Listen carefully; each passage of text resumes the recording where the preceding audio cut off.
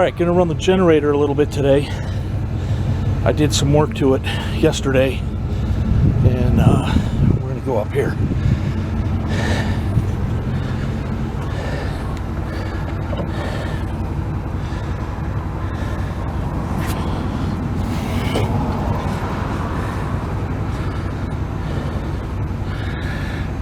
Okay, gonna back it into that spot. Take just a moment.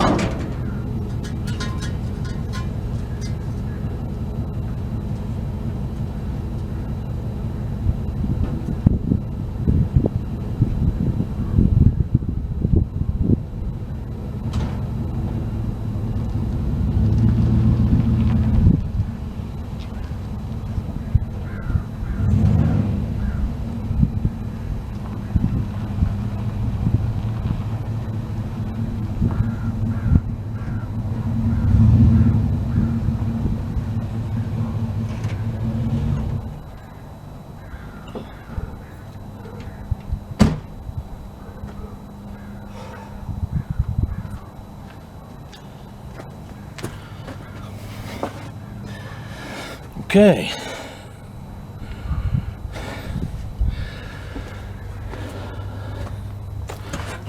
So what I did last night, I pulled the thermostat out. It was still misbehaving.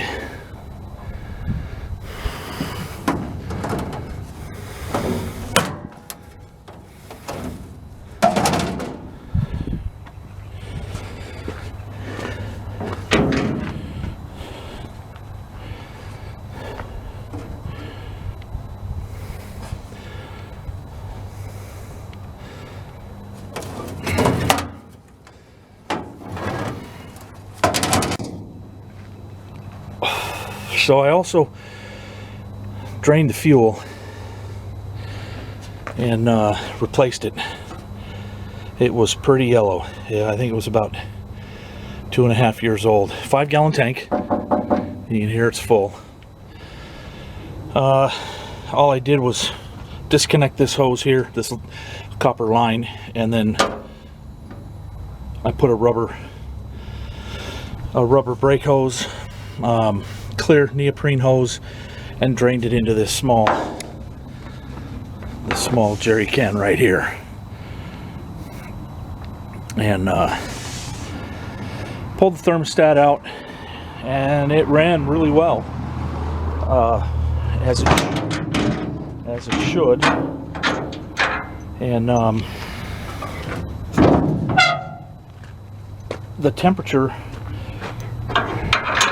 didn't even rise above 100 degrees. So it's a nice day today. The sun is warm, the air is cool, and I'm going to be looking for another bellows type thermostat, or a smaller one. The diameter of this flange is 1 inch 700 thousandths, so it's about 1 11/16 of an inch in diameter. And I got 2 from Steiner Tractor, but they were 2.125, so they were just like 2 1/16 inches in diameter. And the thermostat, you know, from other videos, goes way in here. So let me hook up the battery. I'll be right back. All right, something else I've been working on is this air cleaner.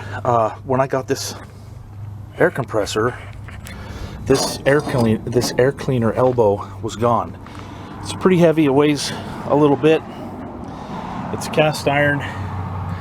It fits right onto the carburetor there. In this configuration, I'll have to reroute the choke cable, and then the air filter itself fits down in this area. And it's a big help to have an air filter there, an air cleaner. It's a big help in keeping moisture out of the engine. So this piece here, the bottom of the air cleaner, was enclosed with a hole in the center, and I was having trouble seeing what I needed to do because I had 2 different air cleaners, and I was trying to use parts from one to make this one work, and then it clicked. Cut the top out. I found in my box of nuts, bolts, and washers, I found a freeze plug that fit. So I put it in there. I got my propane torch and soldered that in so it won't fit. I'll drill a hole here through the center of it, and it's a lot thicker so it won't tear. That's what had happened here. And then all thread will come up from the bottom and screw into that there. This ring fits down on top here. I don't want to slide it on because everything's dirty and it gets stuck. And then the top goes on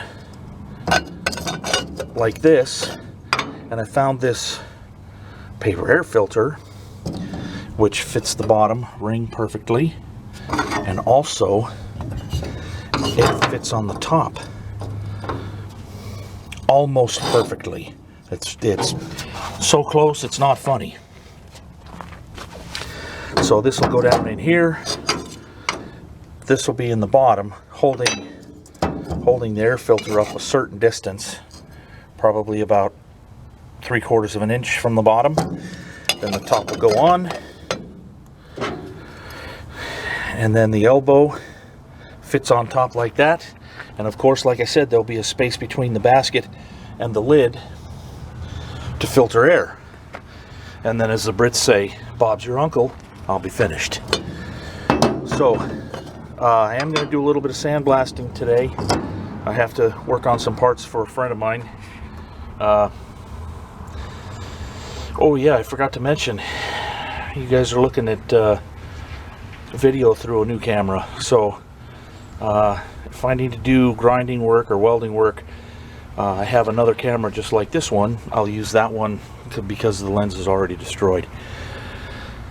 So I have the battery connected, and I'm going to fire it up, and we'll close that door. Oh, I got to turn the fuel on. So I have to reposition the petcock, because in order to get the fuel on, I match up the arrows. I don't want that there. That's not correct. So fuel is on. We're going to monitor the startup. Here's the choke. It's closed now. I'll open it just a bit. There's fuel in the sediment bowl. I know it looks yellow. but it's actually fresh fuel. Oh, before I start things up, while I was testing this a few days ago, the AC volt output was at 150, and it shouldn't be that there. And I was trying to, you know, do something with the rheostat knob and the voltage regulator knob, and nothing was happening.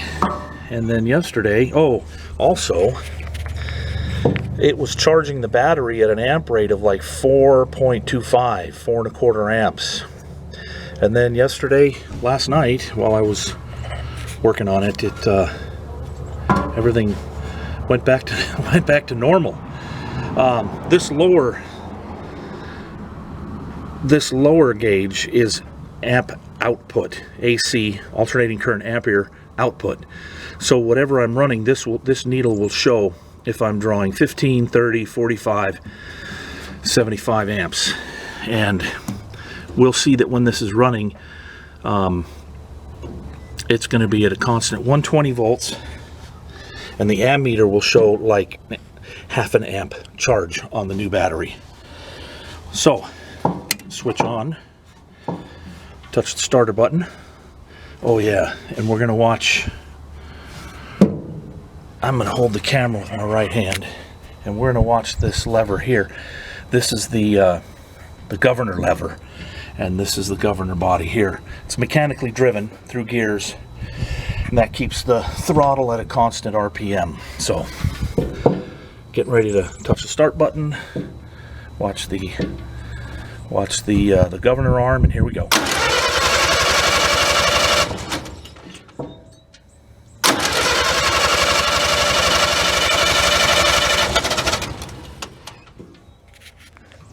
Let me adjust the clutch open, not clutch, the choke open just a bit more. I don't know if you guys saw all the bubbles in the sediment bowl, but that's the fuel coming through now.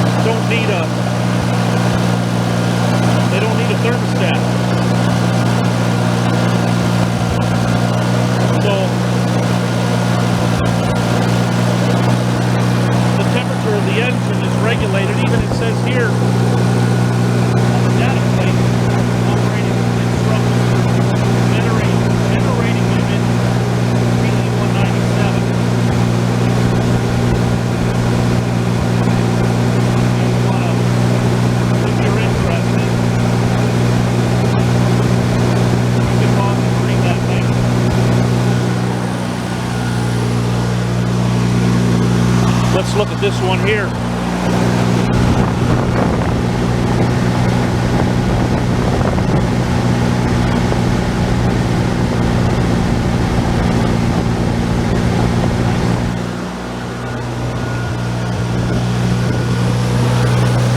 Backed up pretty far.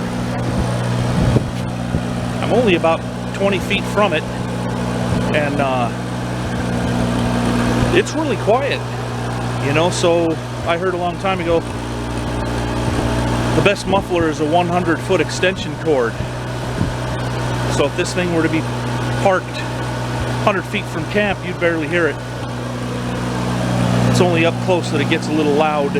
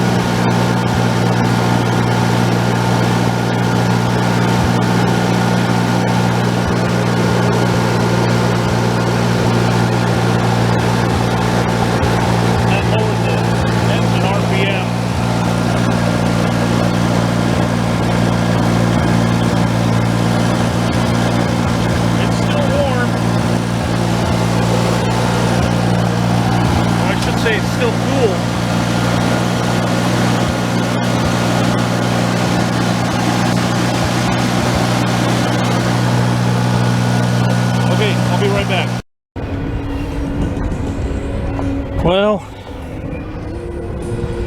I have the carburetor to the generator off and apart. It started, oh, wrong way. It started giving me some trouble. And it belongs right there. And I'm really fighting the desire to clean, because look at the engine, it's dirty. Oh my God. And I can't start cleaning this. I'll be on it and I'll obsess and compulse, and it'll just be awful. And then I'll forget what I really need to do, which is continue focusing on the Chevy. So this is it, you know. There are the parts. I do have to do a little bit of cleanup, and I will record it going back together. That way I can speed that portion of the video up. All right.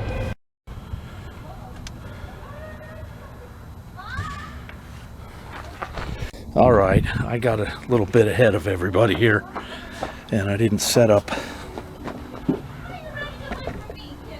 Oh, that's gonna fall.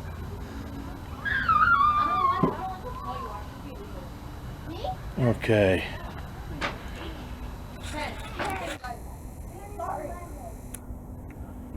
So I just went ahead and put the carburetor back together. I did find some very fine steel mesh in my toolbox, and I made a new cork gasket for the sediment bowl. There was a little bit of particulate matter in the sediment bowl, but not really enough to make a difference. What was happening is the carburetor was starting to flood out, and it would choke the engine, and then the governor would kick in and open the throttle all the way, clear out the excess fuel, and then it would start the cycle all over again. Yeah, okay.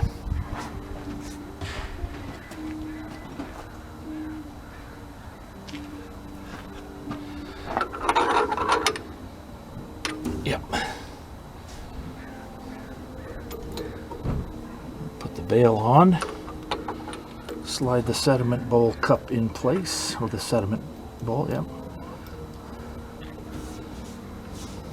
What I'm doing here is tightening the little keeper at the bottom, which pushes the sediment bowl up.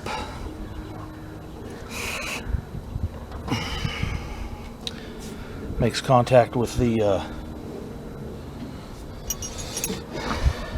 new gasket, squishes into place, and I will reattach the fuel line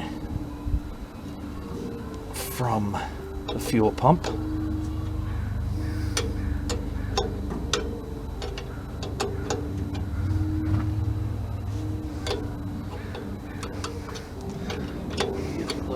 Spark plugs out of the hole.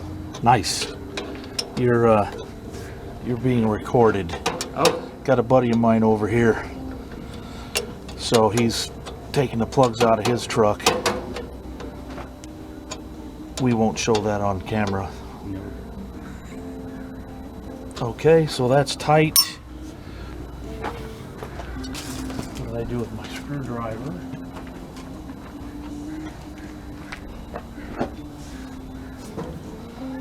And now the choke cable has to go back through the little choke wire. Control wire has to go through the fitting over here.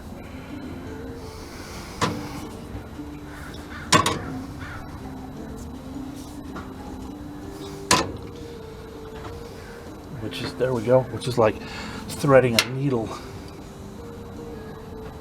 And I got it, so choke's all the way open.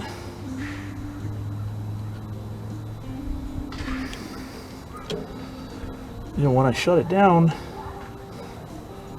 the temperature of the engine went up to about 115 degrees, and that's it without the thermostat. Okay. Oh. No. Good thing I have a little magnet thing.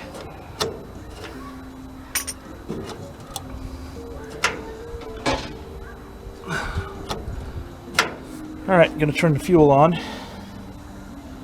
We'll start it back up.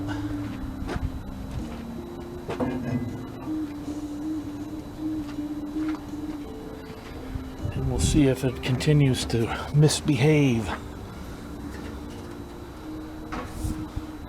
Gonna have to pick the camera up for this, otherwise we'll get a pretty nice vibration. Okay, so we're gonna see the fuel come surging through the line into there. Switch on.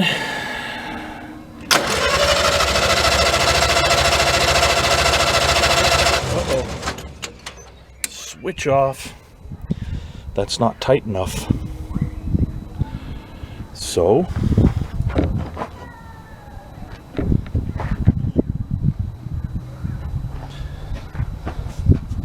we don't want a fire.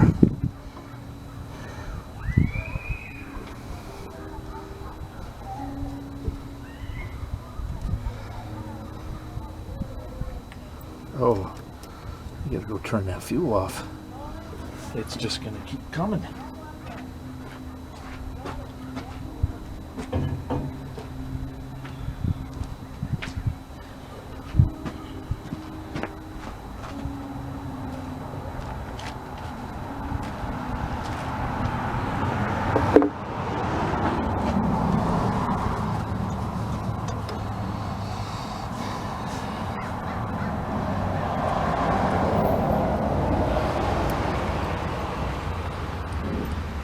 The other gasket I had in there was rubber, and it was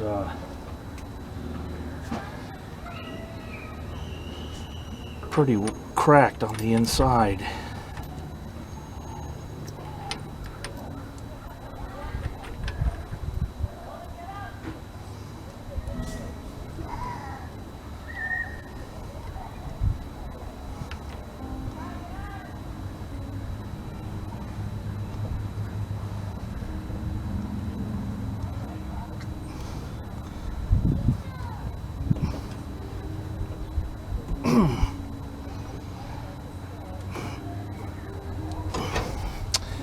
Pliers.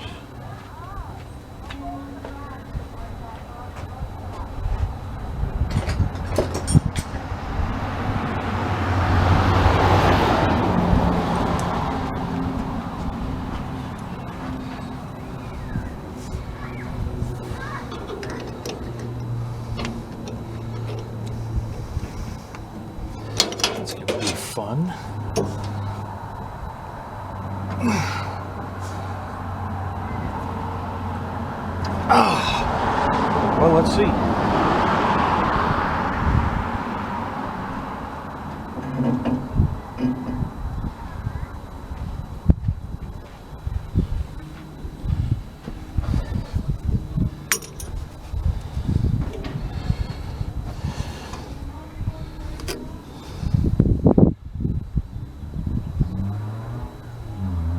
Nope.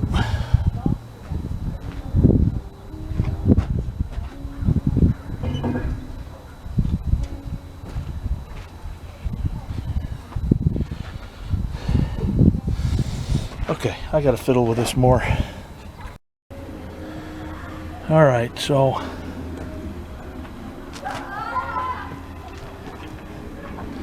here's the cork gasket I made. Maybe it was a little too thin.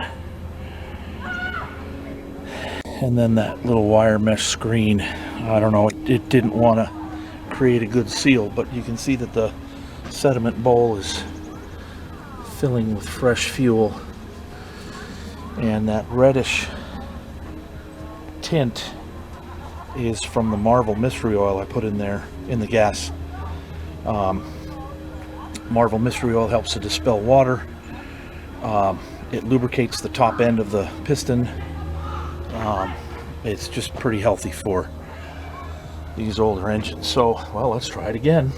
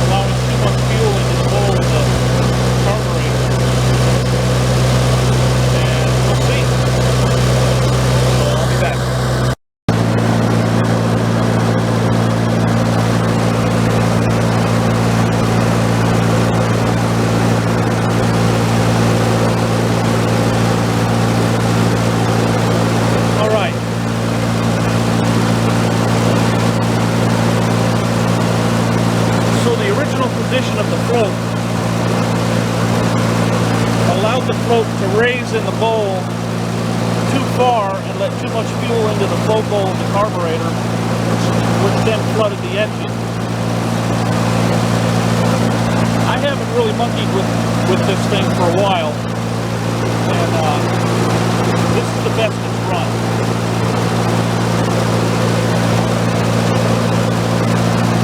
Right here is the idle adjustment, and over here is the frequency meter. I'm going to zoom in.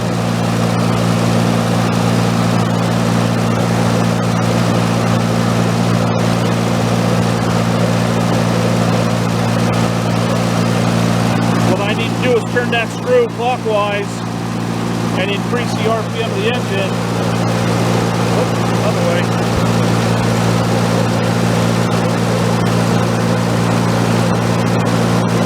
And you can see now that it's cycling at 58 hertz. To run household current, you need it to cycle at 60.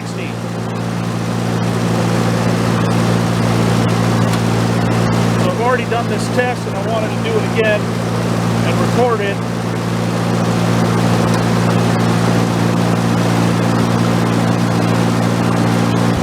And you'll see all those little squares wiggle and climb as I increase the RPM on the engine.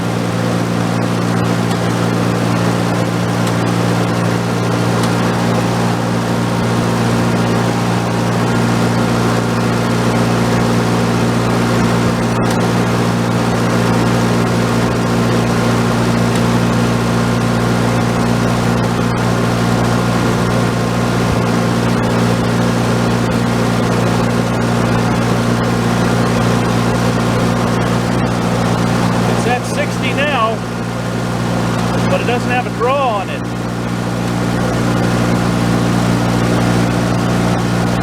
So I'm going to get that up to 61 hertz.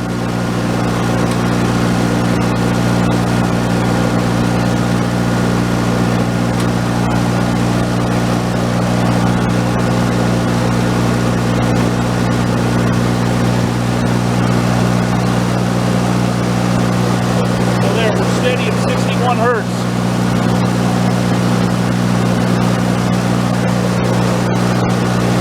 See how that little finger is bounces left and right, full width. Kind of leaning to 62. So what will happen is, when I put a big draw on it with a welder or something, the RPM will lower just a bit.